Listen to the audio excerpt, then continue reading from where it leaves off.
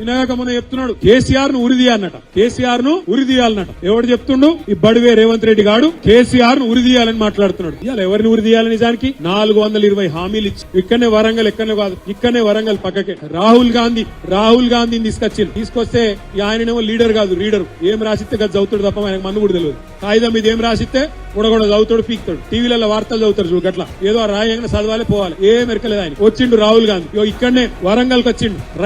రైతుల మీటింగ్ పెట్టిండు. ఏం చెప్పిండు రైతుల మీటింగ్ లా? కేసీఆర్ 10,000 ఇస్తుండు, మేము 15,000 ఇస్తాం రైతు బంధు అన్నారా లేదా? ఇచ్చిర్రా మరి ఇళ్ళ మొక్కలకు? ఎన్నిసార్లు ఎగ్గొట్టిండు రైతు బంధు? 2 పంటలకు రైతు బంధు ఎగ్గొట్టిండు. ఇవాళ కూడా ఎంత ఇస్తున్నాడు? 12,000 అట. 15,000 ఇస్తా అన్నాడు, 12,000 బోనస్ ఇస్తా అన్నాడు. ప్రతి పంటకు మొక్కజొన్న వేసినా, పత్తి వేసినా, వరి అయినా, ఏదైనా సోయా అయినా, దేనికైనా 500 బోనస్ అన్నాడు. వస్తుందా బోనస్? కేసీఆర్ అస్సల్దారులకు ఇస్తున్నాడు, భూ యజమానులకు ఇస్తున్నాడు. నేను కౌలుదారులకు కూడా ఇస్తా, కౌలు రైతులకు కూడా ఇస్తా అన్నాడు. రైతు బంధు పడుతుందా కౌలుదారులకు? రైతులకే కాదు రైతు కూలీలకు ఇస్తా, నెలకు 1,000 రూపాయలు ఇస్తా అన్నాడు. 25 నెలలు అయిపోయి వచ్చినాయి 25,000. మరి ఎవరిని ఉరి తీయాలి? రేవంత్ రెడ్డిని కాదు. రేవంత్ రెడ్డిని చాలా చేయాలి గాని రేవంత్ రెడ్డి లాగుల తొండలు ఇడిచి పెడదాం తర్వాత. గాని ఉరి తీయాల్సింది రాహుల్ గాంధీ అని హౌలగాన్ని.